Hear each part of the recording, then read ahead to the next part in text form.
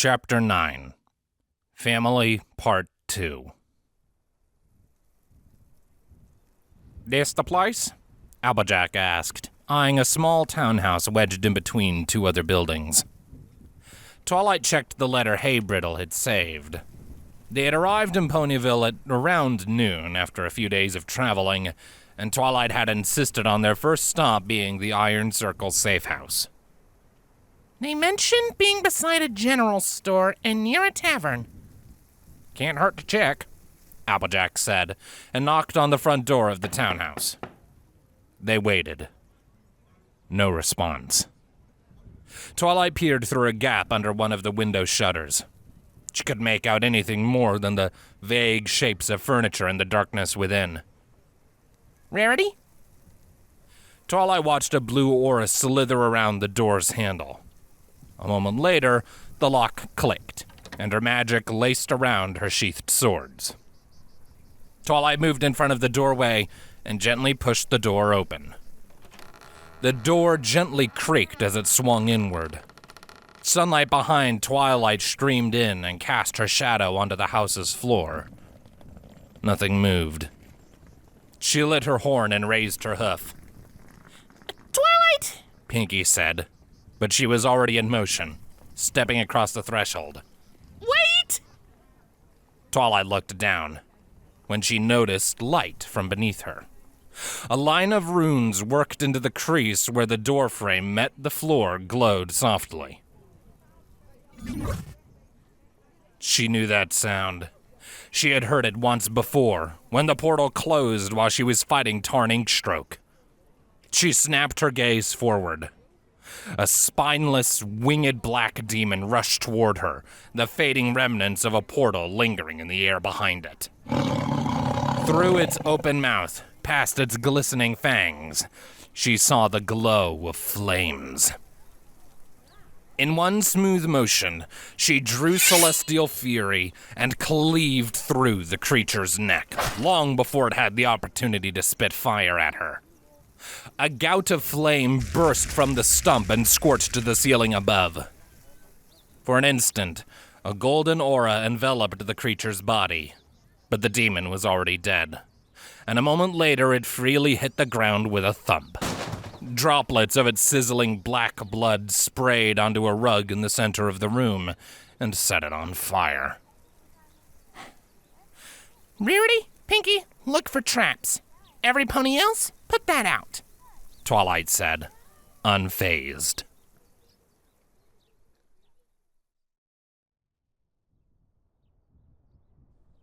The safe house was a treasure trove of information. It appeared that 3 ponies and 1 griffin lived here, probably the same ones that had tried to kill her in Barry Punch's tavern. "It would certainly explain why the place is abandoned," she thought. With the help of Spike and her friends, she had found documentation indicating that the Cloakwood gang raiding the Coast Road was on the Iron Circle's payroll. The papers in the safe house described how to acquire new recruits for the Cloakwood gang and where to send them. Also, though there were few names, she found hints at the workings of the hierarchy in Manhattan responsible for the trade crisis.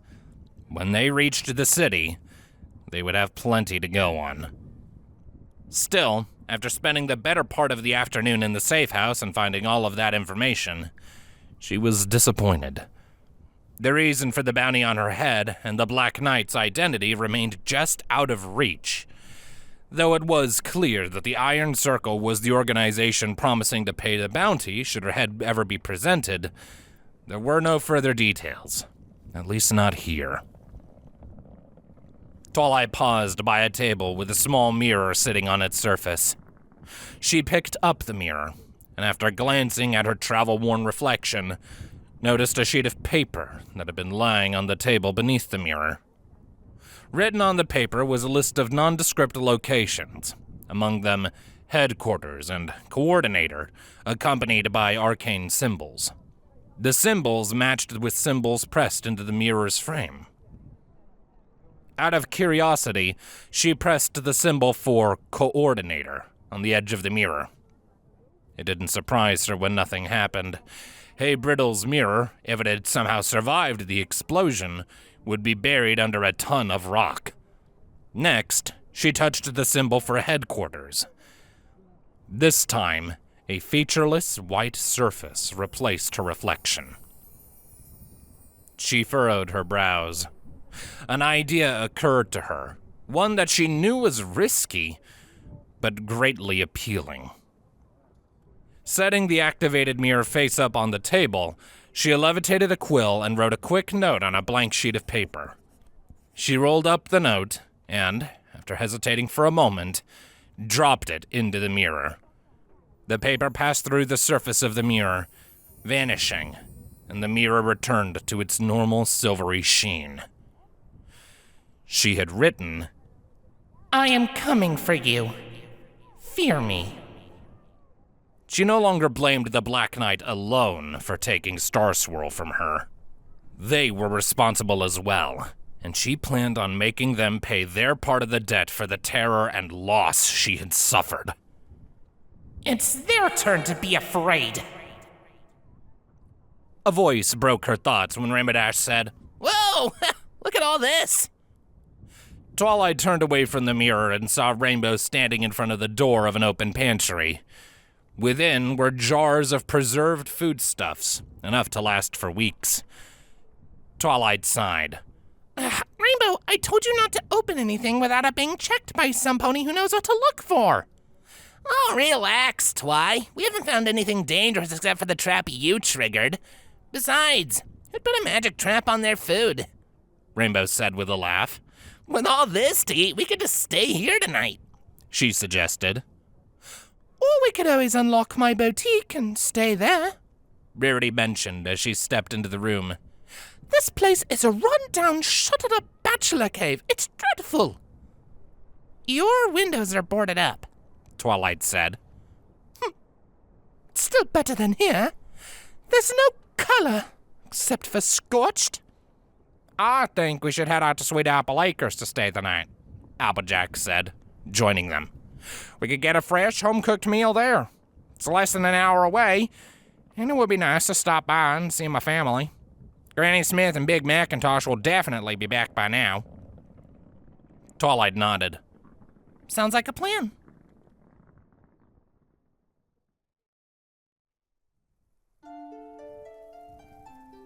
Twilight trotted down a path toward a cozy farmhouse atop a hill with a big red barn next to it. Sprawling around her, Sweet Apple Acres occupied a vast tract of land on Ponyville's outskirts near the Everfree Forest. The trees of whitetail wood had been cleared away to make room for apple orchards, homesteads, and fields of crops. She spotted 3 fillies, a unicorn, an earth pony, and oddly a Pegasus, playing under an apple tree near the path. The red-maned earth pony, sporting a large pink ribbon in her hair, looked up. Applejack, you're back!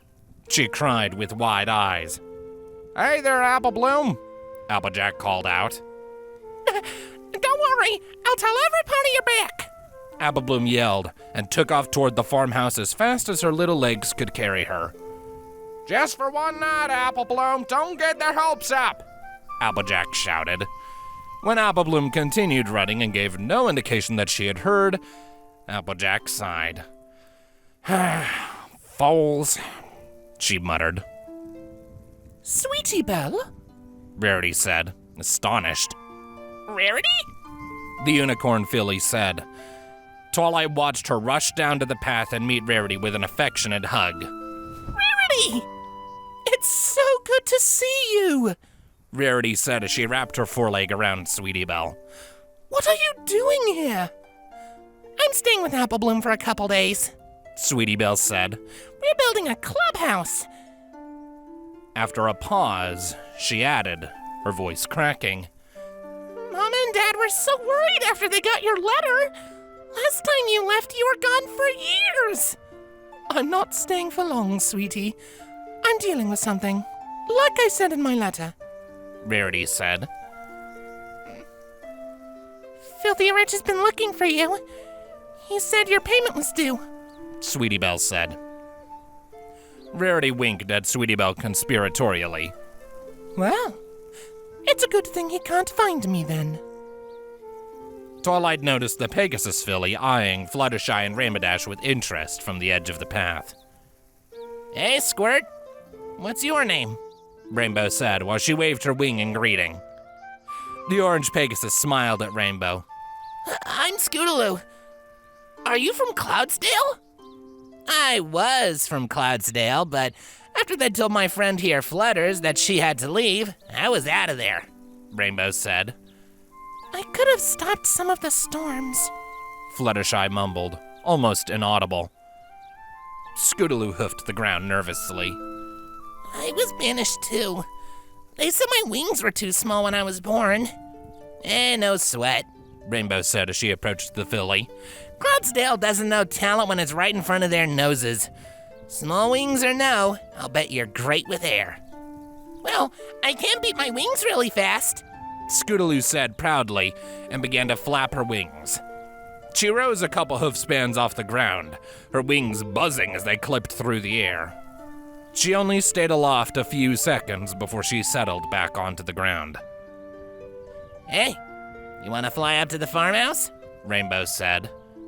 I can't fly that far. Or at all, really. Scootaloo mumbled. Rainbow grinned. No problem. Before Scootaloo could react, Rainbow swept her up, and they were both gone, shooting skyward. At first, Twilight heard a shrill scream from the sky above, but it was quickly replaced by whoops of joy.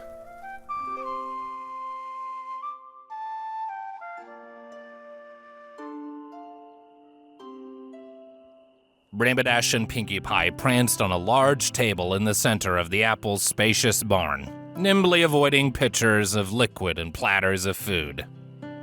So, there we were, Rainbow said to the assembled ponies, over a dozen pairs of eyes on her.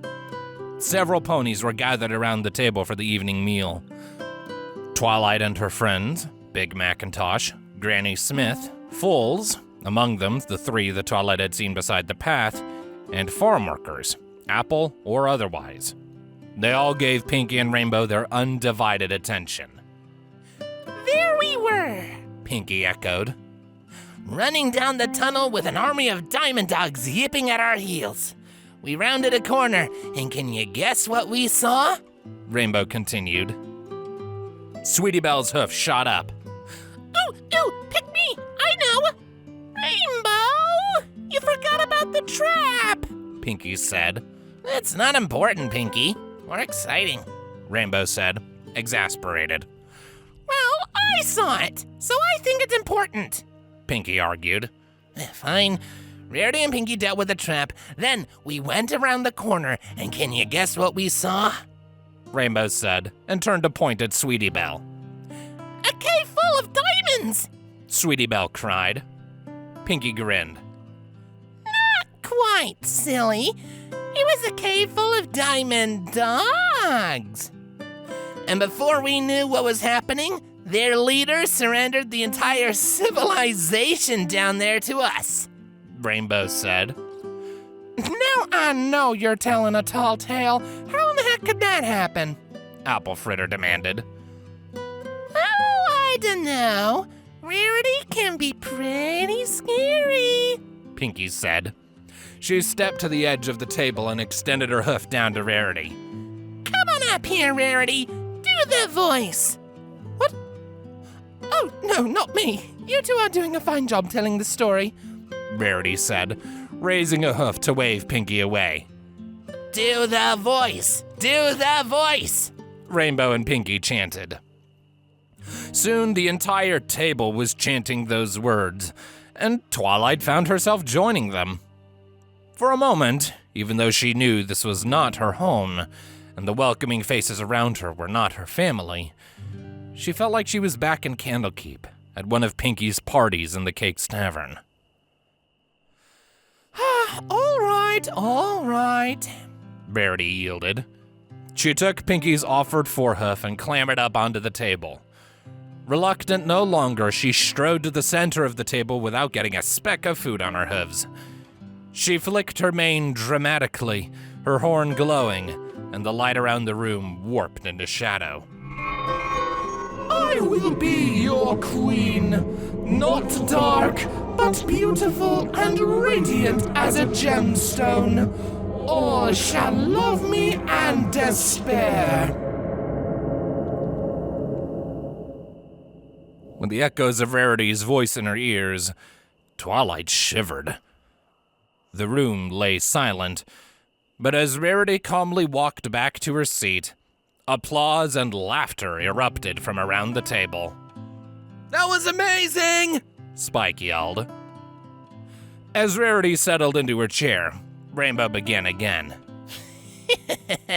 But that wasn't anywhere near as awesome, no offense, Rarity, as when we fought. She paused dramatically and stalked toward the foals low over the table. The Sand Ravager! Twilight nearly spat out her drink. They're going to tell them about that? So there we were, Rainbow said. There we were, Pinky echoed.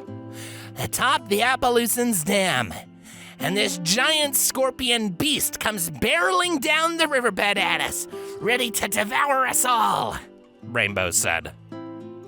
Twilight winced, remembering the horror she had felt when the Sand Ravager first emerged from the cloud of debris and the 2 ponies it had killed a moment later. She glanced at the spellbound foals and took some comfort in the fact that, at the very least, Rainbow and Pinky seemed to be telling the story with some measure of tact. It was a harrowing battle.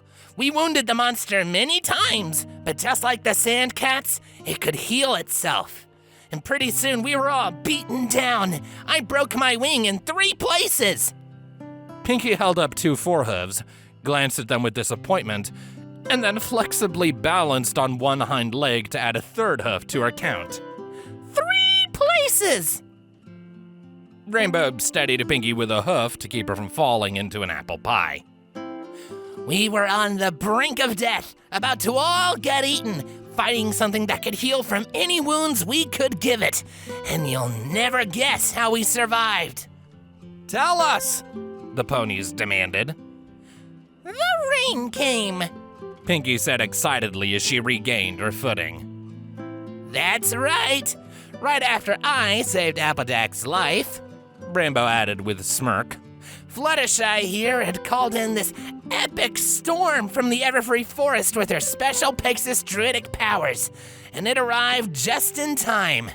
The rain wrecked the scorpion, and it tried to run away, but we weren't going to let it. Wait, what? Twilight thought. Fluttershy cringed when attention turned to her. No way, Pinky said.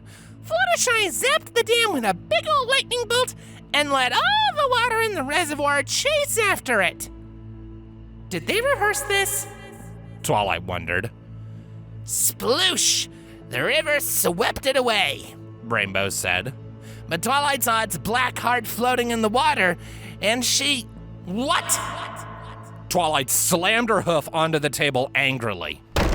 All eyes turned to her, and she didn't care. That wasn't what happened, she shouted. I nearly died. While you were lying in the mud with a broken wing, it nearly ate me, alive. If Fluttershy didn't break the dam on that thing when she did, I would be dead. I got caught by the river and I nearly drowned. I destroyed it because I thought it was the last thing I'd be able to do.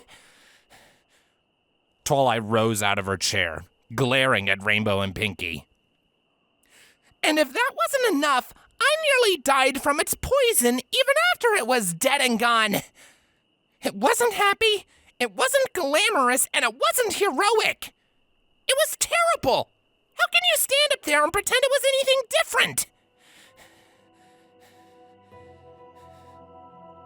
She stood there panting, her forehooves poised on the edge of the table, the room around her chillingly silent, and the foals looking at her with horror in their eyes. Rainbow and Pinky shamefully looked at each other. Sorry, Twi, Rainbow murmured. We didn't mean it like that. We were just telling a story, Pinky said, dropping her gaze to her hooves. Granny Smith intervened from the head of the table. She raised her mug and said, her old voice strong, "To Twilight Sparkle, a heroine who killed a powerful demon and lived to tell the tale. A toast, because at the end of the day, that's all we can ask, that we live to tell the tale." Twilight sank back into her seat, blinking in surprise as all around her ponies raised their drinks to her and said, "To Twilight Sparkle." She saw a better pony reflected in their eyes.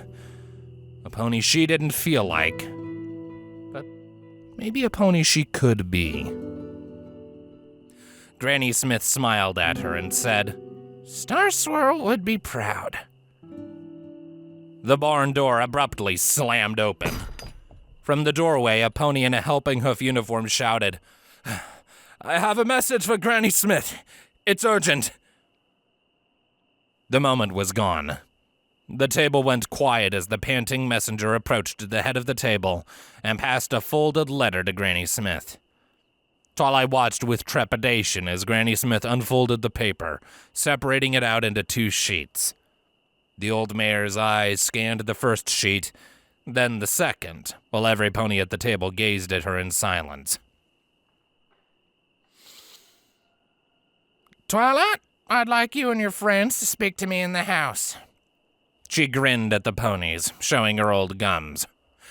"As for the rest of you, why the long faces? Eat, be merry, nothing to worry about." She eyed the messenger. "And you sit down. You look exhausted."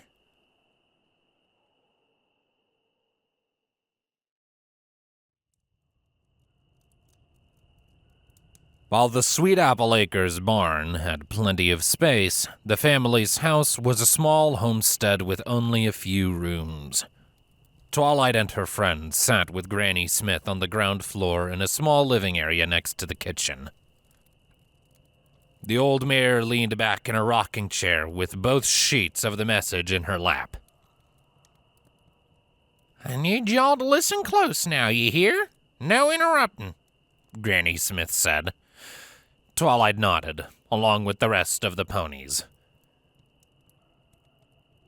"The Duchess of Manhattan are considering giving Ponyville and the Helping Hoof to a lord." "What?" Applejack cried. "Ponyville has always been a lordless holding." "Jackie," Granny Smith said, shaking her head with disapproval. Sorry, Granny, but they can't do that," Applejack said. Granny Smith nodded. "You're right, so hear me out. You listening?" Applejack nodded. "Good. One of these letters is from a Lord Ruby. He's required to meet with me, as even though Mayor Mare runs the town, I'm the official representative and primary landowner of the holding. He's at the Helping Hoof right now. According to a duchess, he's been granted the title of Baron of Ponyville, but all the duchesses and dukes of Manhattan need to meet to confirm the grant. That'll be in 2 weeks. Granny Smith leaned forward, her chair creaking. Now, I'm not sure why the duchesses are considering the grant, but I can guess. The Helping Hoof would be a good base for trying to root out the Cloakwood gang. I'll bet that this Lord Ruby is promised to clear out the bandits in exchange for the barony. I think I have a solution, though. I'm sure that we could talk to the Duchesses of Manhattan and speak on your behalf. I know a few ponies that could get us a meeting, Rarity suggested. Or we could just say no way. I mean, what if you said no? Have a rebellion. They can't force you to accept a baron. And if they can't even deal with the bandits, Rainbow said. Granny Smith held up a hoof and shook her head. No, we can't. Lord Ruby is an influential noble, so I doubt that you could convince the duchesses to deny the grant. and the nobility takes commoner uprisings very seriously. Unlike bandits, townsfolk have homes. She focused on Rainbow Dash. They'd rather see Ponyville burn to the ground than have a rebellion on their hooves. Is that what you want? Rainbow looked down. No. There's gotta be something, Pinky said. Granny Smith glared at her. There is, if you'd let me finish. Pinky averted her gaze. Sorry. There's a tradition that if a low-born pony rises in defense of a landless holding in service of the city, then they become the land's baron. Like Sir Fletcher? Twilight said. Sorry, she added quickly. Granny Smith heaved an exasperated sigh. Yes, he was the first, though that was before even my time. What I'm gonna do is I'm gonna have Jackie go to the Helping Hoof and meet with Lord Ruby in my place. She eyed Twilight. Now, I know you have your own quest, but I hope you'll continue on to Cloakwood after stopping by the Helping Hoof and give him a reason to grant the barony to some pony who cares about it. Twilight blinked. Me? I mean, if that's how it works, why didn't they make you a baroness when you killed the Lich? One old fort don't make a holding, lassie. Can't be baroness when there ain't no barony. Granny Smith smiled sadly. Us common folk, we built this town, and now they want to take it away from us. With surprising strength, she pounded her hoof down on her armrest. This is everything I worked for. And if Lord Ruby has his way, he'll be able to confiscate what he wants, tax what he wants, and make the rules that he wants, and that ain't right. Granny Smith stared into Twilight's eyes. Will you help us? She knows, Twilight realized. She could see it in Granny Smith's eyes. Twilight saw an old mare who knew her time was running out and knew what awaited her, struggling to keep the legacy she had left behind. If there's one thing I do before I die, it's going to be avenging Star Swirl, Twilight decided.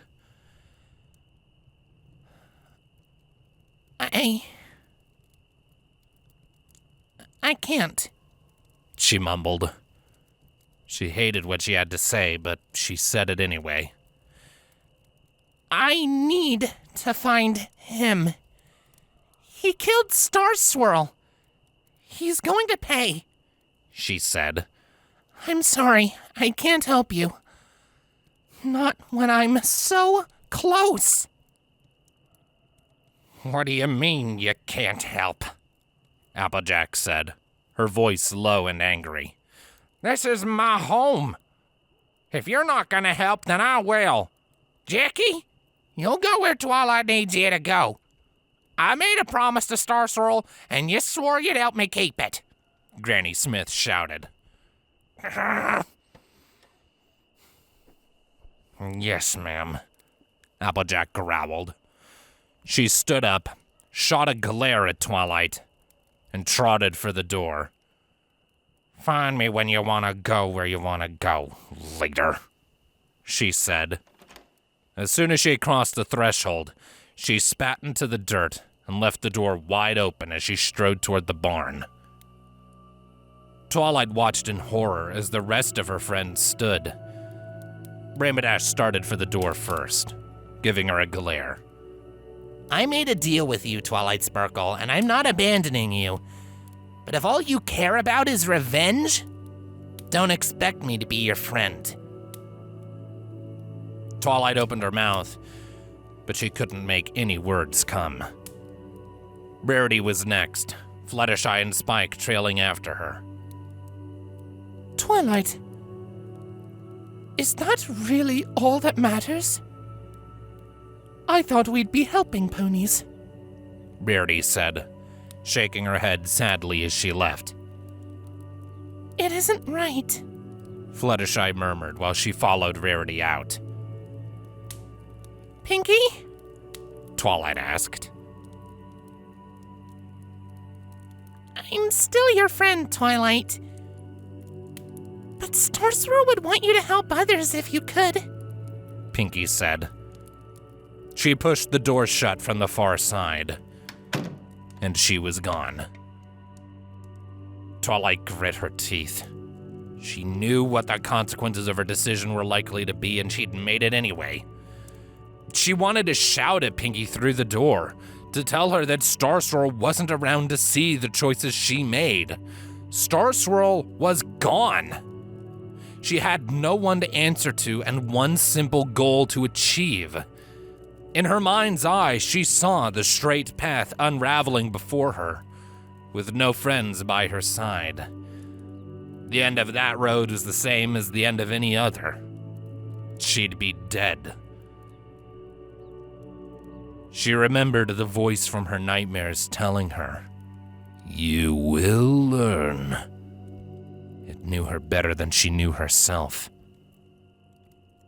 Is this what it meant? She wondered. She's right, you know, Granny Smith said quietly. Twilight glared at her. You know, don't you? Granny Smith cocked her head to one side. What do you mean? You know what I mean. I asked Celestia about what happens. About death. Granny Smith murmured. Always the curious ones. What do you mean? Granny Smith sighed.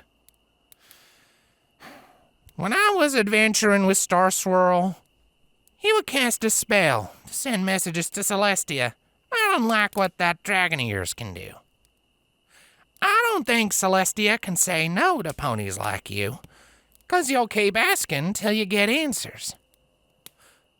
The real problem with ponies like you, though, is you're compelled to teach every pony around you. He told you, didn't he? Twilight asked. He did. Granny Smith leaned back in her chair and stared distantly up at the ceiling. I first noticed it when my husband died in the battle with the Lich. Days later, I finally mustered the courage to say goodbye, and I said, he's in a better place now. Star Swirl gave me this look. I knew he knew something, but he wouldn't tell me. At least not then.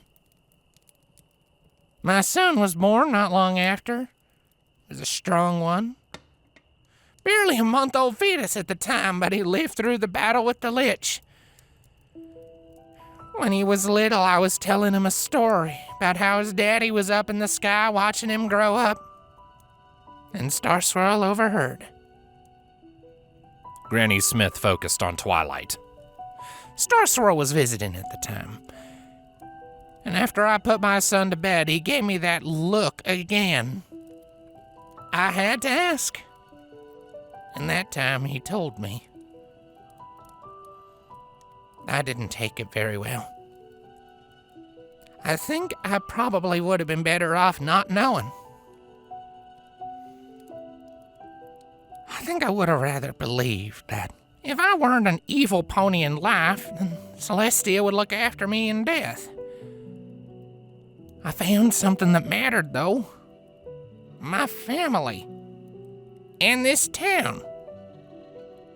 I didn't want to be nothing. And the best way to do that is to leave an impact on the world. Was that why Star Swirl never had children of his own? Because they'd die and be nothing? Granny shook her head. No. Star Swirl knew there was joy in life. He would have had children, but the mare he loved died shortly before he started adventuring. Never found another. I might have had feelings for him once after my husband died, but he was always so distant. You, though, you made him feel. You should have seen the joy in his eyes when he brought you by here on his way to Candlekeep when you were a wee little baby. You meant the world to him, and he did everything he could for you. Granny Smith smiled softly.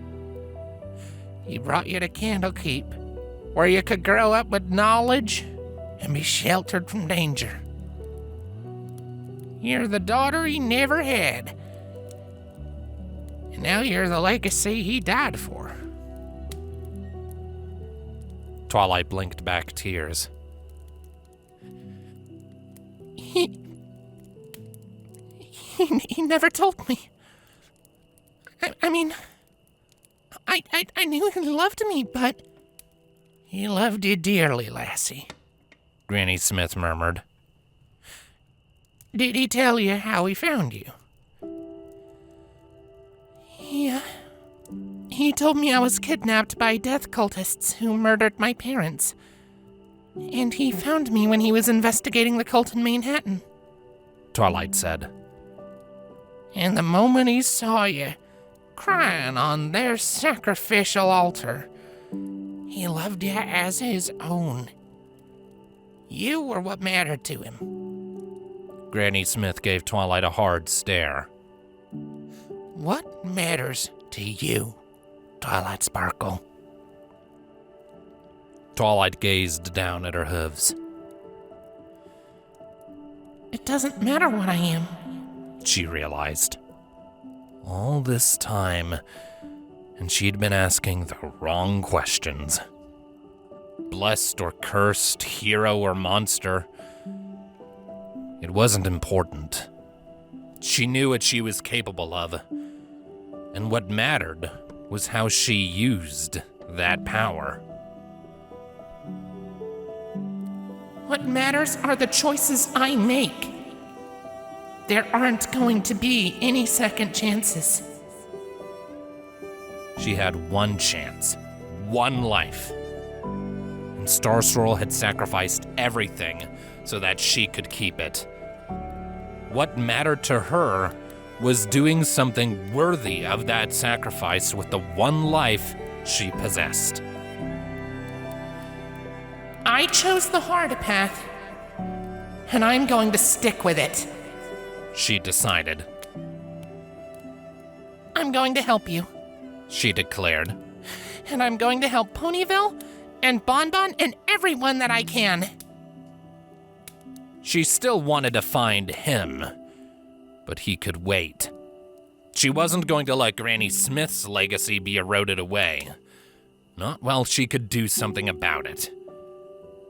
Maybe I can do something that matters. Her mind drifted back to Appaloosa, to the town they had saved. Maybe I already have. Granny Smith smiled warmly at her. If that's your choice, then you'd better tell your friends before they think they've lost you. You best get some sleep. You can leave in the morning.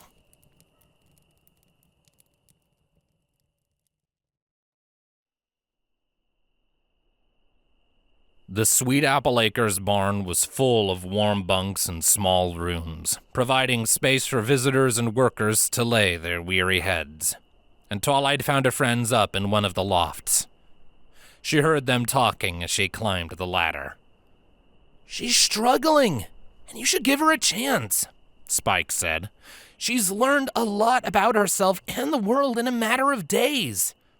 I don't have time to give her a chance when my home's at stake, Applejack said. Twilight came up over the top of the ladder, and the conversation went silent. They awkwardly looked at her. I'm sorry, she said. I talked to Granny Smith, and I changed my mind. I'm going to help. In an instant, she found herself wrapped in a warm embrace. Forelegs wrapped around her body, and Spike attached to her leg. It's tough to give up what you want to do what's right, Rarity said. I'm sorry for being so hard on you. I didn't mean it. About not being your friend, Rainbow said. I deserved it, Twilight said, burying her face into some pony's soft mane. I lost track of what mattered. I'm so glad you're all with me. She looked up. There was one pony missing. Applejack stood in front of her, stoic. I'm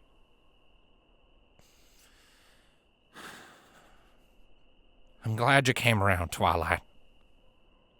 She stepped forward and joined the hug. Twilight's heart swelled with joy. Wherever she went, with these ponies at her side, she was home.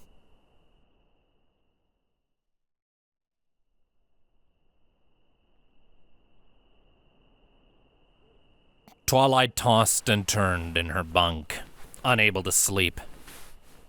They were all bunked in the loft, even Applejack, who passed up on her bedroom to stay with the group.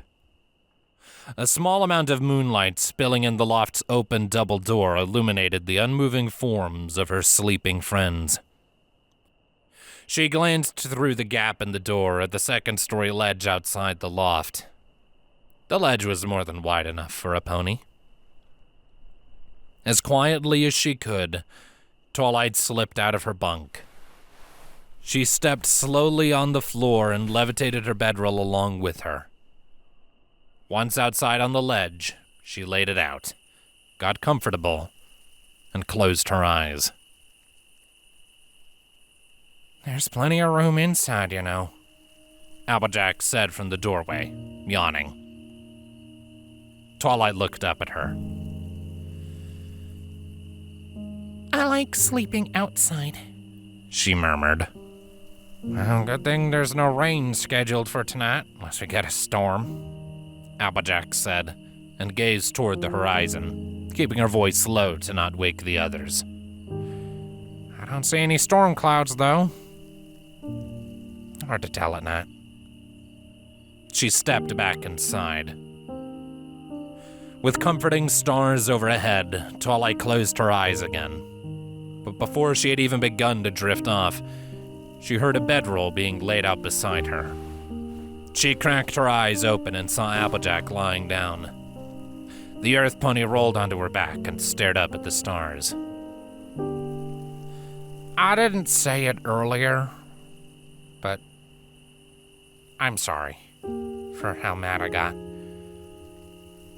I should have tried to talk things over, Applejack said. Twilight rolled onto her back and stared up at the familiar sky. It wasn't your fault. Just say I forgive you. I forgive you, Applejack, Twilight said. Thanks. So what's eating you? Why are you out here? Applejack asked. I don't know. I've had nightmares ever since Swirl died. Every time I've slept under a roof. But when I sleep outside, they don't come. I don't know why. I don't know if sleeping inside or outside even changes anything, but I have trouble sleeping inside now, Twilight explained. Makes sense, Applejack murmured. She went silent for a moment. You want revenge, don't you? That's why you didn't want to help at first, Applejack said. Twilight nodded, even though Applejack wasn't looking at her. Yeah, she admitted. I gotcha. I want revenge too. I want to kill the thing that took my parents, Applejack said. Who? I'll tell you that story some other time. Maybe we can hunt him down together after we deal with the Black Gnat. Twilight didn't press further, and after a pause, Applejack said, Remember, Twi, Star Swirl's still watching out for you up there, just like my parents are for me. Twilight turned away from Applejack to make sure the look in her eyes was hidden. Yeah, She murmured. she doesn't want to know.